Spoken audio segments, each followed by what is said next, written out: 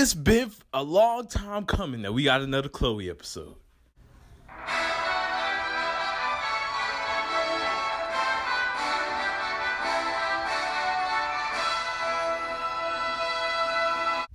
Yo, what's up everyone? Trey1 here. Welcome back to another review of A Day in Chloe's Life. Today the family is sharing their time with a Peter. Nah, just joking guys. Welcome back to another review of Pokémon Journeys, episode 29. Finally, Chloe returns after 3 to 4 months. My goodness. And what I gotta say about this episode, well, let's go ahead and get into my thoughts.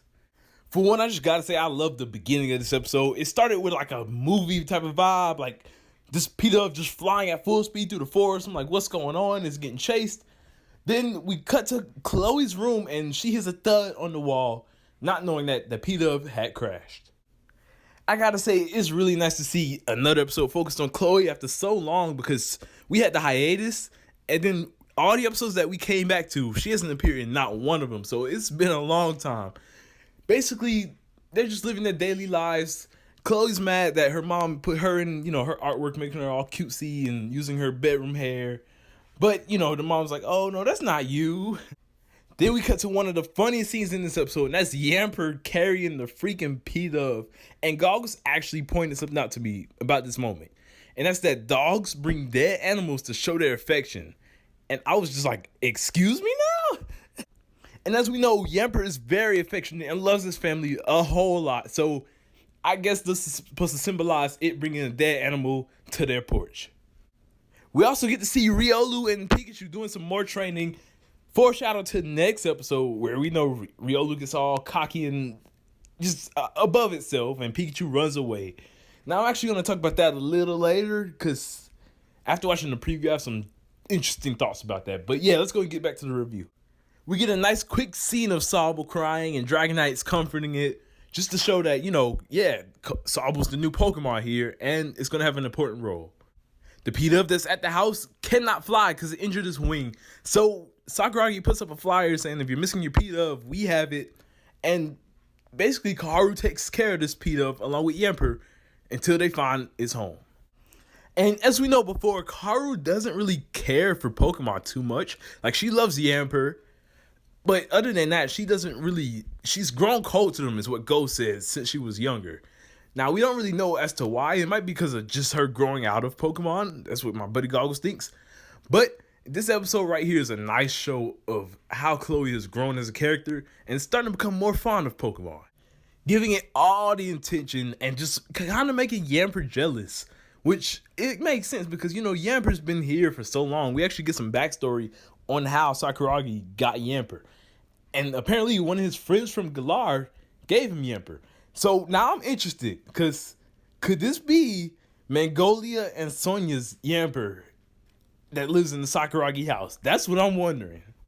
Because in episode 4, Sakuragi mentions like Professor Magnolia's been studying, Gigantamaxing.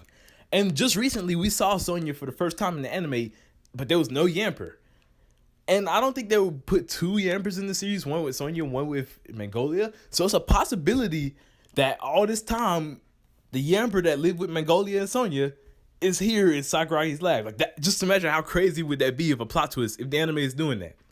But besides that, Kaoru goes to school. Yamper's still mad at this P-Dove. This P-Dove is very forgetful. It doesn't remember anything of its old trainer. And I gotta say, this P-Dove has way more personality than Ash's P-Dove, Tranquil, and Unpheasant has ever shown in all of Best Wishes. And I gotta say, the flashback was the nicest part of this episode to me. When we get to see when Sakuragi first gets Yamper. They got Yamper because they wanted, Kaoru to have a Pokemon pal, but she was jealous. She was like, stop giving all the attention to Yamper. She was just a young kid, very young. I bet you this was probably before she even met Go. And so she would be rude to Yamper, being like, stop following me everywhere, leave me alone, go away. And that's basically what Yamper did. It ran away from home. And, Yamper running away really did show that Chloe still does care for Yamper, even though she was kind of jealous that it was getting all the attention. When she was out searching for it, she got attacked by a bunch of Venonats. And guess who came to save the day? Our little Yamper. And from that day on, Chloe and Yamper became the best of buddies that they are today. Now, I know I made a video earlier discussing what I believe Kaharu could possibly be, and two of those things was a Pokemon doctor or another Pokemon battler. Now, the doctor idea seems out of the question now, because I thought that in this episode she was going to be like, when they said nursing it up, as in like taking care of it, doing stuff that doctors would, but that's not the case. But this episode does hint at her becoming another battler once again. When this Pharaoh that attacked Peter before comes back, Kaharu and Yamper sync up once again, and she destroys this Pharaoh. Literally one-shotting it. And once again, this is another thing to back up that this Yamper could have possibly been Sonya's. Because, as we know, when Sonya was on her journey, Yamper was her partner Pokemon. And they do mention in the games that she has at least beaten Opal's gym, at least. Now, she could have taken on more. We don't really know. But this Yamper is powerful, being able to one-shot Gengar and Pharaoh. So I'm guessing maybe after she stopped traveling, Mongolia might have sent this down so that it could take care of Kaharu. This Yamper is really powerful, and I could really see it becoming a battler. And people have been mentioning how similar Chloe and Sonya are. Just, their parents being, or Sonya's grandparent in this instance, being professors, them not knowing what to do. Like, it's a perfect setup if that's what they're doing. But in the end, though, P-Dove's trainer does come back and ends up getting this P-Dove. This P-Dove actually is a leader of some type of P-Dove race or something. I don't really know what the whole thing was, but there's a chance that they could see this P-Dove again, because Chloe says, let's see you again. It'll be nice if she sees it once again as a tranquil or unpheasant. And I like how Sota had this moment where it's like, but we were just coming so close to P-Dove, and Chloe's like, look at it. Like, yeah, we were going close to it, but this is his home. I was hoping that Chloe would have got kind of sad to say goodbye to P-Dove, but I like that she was the older sister here, and was like, yeah, we had the great times with P-Dove, but it's time for it to go. And in the end, we get a nice scene of Chloe and her mom discussing this book that Professor Sakuragi had made, just, overall discussing how people can grow closer to Pokemon, and she's like, man, that is really cool, which, this is such a great character growth. Yeah, it's subtle. Like, it's kind of like what I said in my Go video recently, how Go's character growth is subtle, where, he didn't want to battle, and now he's slowly liking it more and becoming more of a trainer. Chloe didn't know what she wanted to do. She didn't want to be like her dad as a professor, but it seems like she's starting to grow more and more to liking the stuff that he does. And who knows, she may end up becoming a professor or a battler. I'm still hoping that one day she will join Ash and go on their adventures, because the opening really makes it seem like, yeah, right now she's not with them, but she's kind of far back when they're traveling around the world. But I feel like once we get an updated opening and she finally joins, all three of them will be up there together, because we did get the announcement of a new opening coming soon, so be on the lookout for that.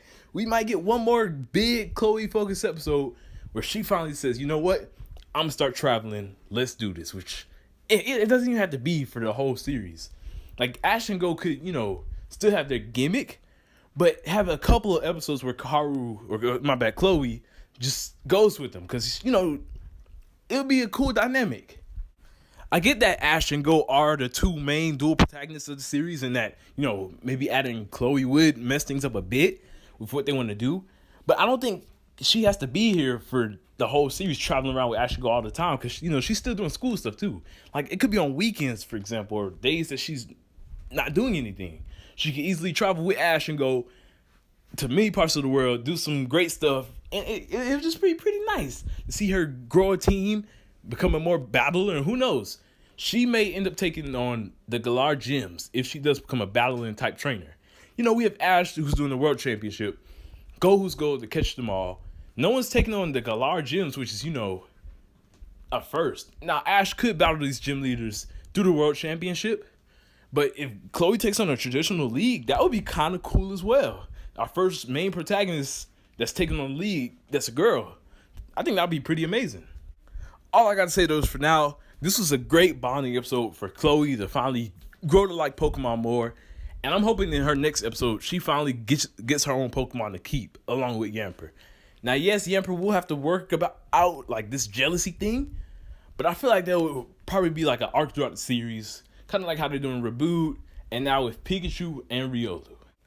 And speaking of Pikachu, I'm not too excited for next week's episode, because it seems Pikachu's being out of character, but I just want everyone to go in with low expectations, just so that they can really surprise us with a great episode. They've done that before, they can do it again. Let's go. Also, real quickly, if this is going to be Chloe's traveling outfit, you know, this new outfit that she wore in this episode that wasn't the uniform, then I'm totally down. Like, I think this was a nice transition into it, because we always see Chloe in her average school outfit. This time around, we see her in like some traveling type of clothes. So it's a possible slow build up to Chloe joining the group. I'm just saying. But that's all I got to say for this episode. In the comments down below, let me know what y'all thought of this episode. I'd love to hear. This episode was pretty cool. I do recommend y'all watch it, because I believe it will have a bigger impact in the future. Thank you all for watching. I hope y'all enjoyed. Don't forget to leave a like and subscribe. TreyMan1. Peace out.